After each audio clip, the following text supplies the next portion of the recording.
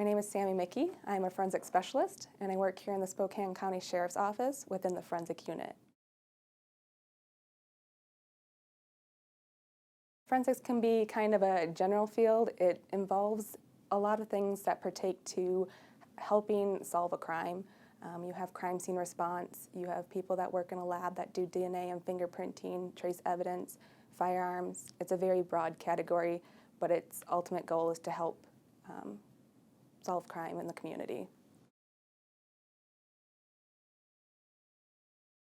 I come in at 7, and from there, usually you're chit-chatting with your coworkers. If we had a scene the night before, it's always interesting to see what they went out to, and then going into the processing room to start processing. From there, you're grabbing cases and starting to process. We do powder processing and chemical processing, so throughout the day, you're just back and forth between the two labs processing. There may be times when you get called out, so it's kind of like a 30-minute, hey, get ready, you're going out to a call out. So those are kind of a surprise in your day to say, oh, you're going to a call out, drop what you're doing and head on out. So if there's a crime that had occurred within our community, typically major crimes, they will call us and do a crime scene response for them. So we will respond to the scene and help document so that the detectives have the evidence they need to go about and solve this crime. The educational requirements for our agency are a bachelor's in a criminal justice related field. I myself have a Bachelor of Science in Forensic Investigation, and I also have biology and psychology minors. So after you graduate, typically you're going to be applying to multiple different jobs. It's not like a traditional job where you apply and maybe you get a call back and then an interview and then you're hired a week later. It is an intensive kind of process where, because you're working for an agency and you have to have confidentiality, you're going to have to do an extensive background check, and you'll also have to do some various different testing to see if you are fit for the position or not. There are a lot of opportunities, but it's also something where people have to look at relocation.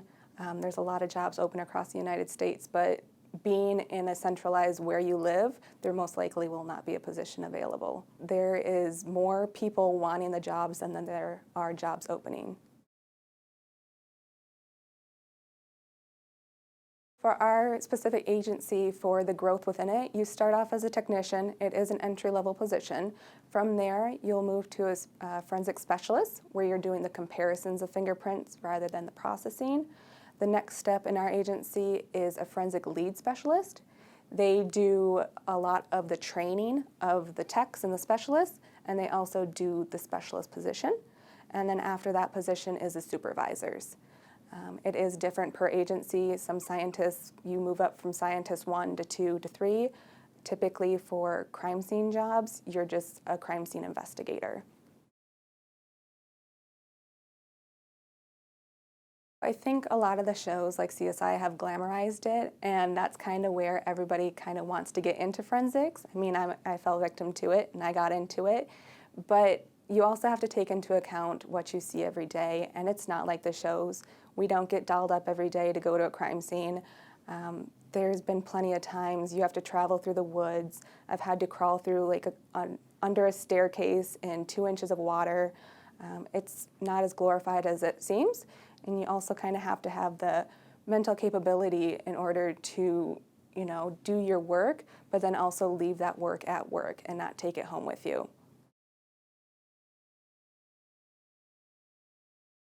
Graphic, and it's also surprising. When you go to a scene, it's amazing what people can do to each other. Sometimes you're not ready to see it, and it can take a toll, but also it's surprising to know, like, this is what you wanted to do, and here you are doing it. You might not have thought you could do this. Like, you're like, will I be able to see a dead body? And you're like, here I am doing it.